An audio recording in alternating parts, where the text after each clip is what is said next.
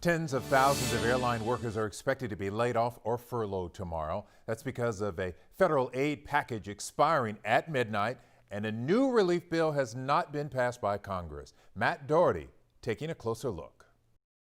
I love my job. The thought of losing it's really hard right now. Tonight, American Airlines alone confirmed it'll be furloughing 19,000 workers after lawmakers in the White House couldn't agree on a new relief package. From March until July, the airline industry shed more than 40,000 jobs. The more than 10 million other jobs that rely on the air travel industry are expected to be hit even worse than they already have. I'm basically squeaking by. Like Teresa Santucci, who worked for Alaska Airlines In-Flight magazine. A day later, we're all emptying out our offices. And the workers at this business in Dallas who are stuck with tens of thousands of bags of nuts.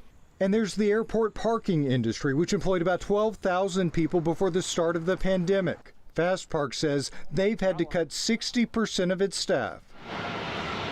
Earlier this week, pilots at United Airlines voted to approve an agreement that will avoid almost 3,000 layoffs until next year. Airline officials say the agreement will reduce involuntary job cuts to less than 12,000. But as relief is delayed and more jobs and flights are cut, the worst may soon be yet to come. Matt Doherty, KHU 11 News.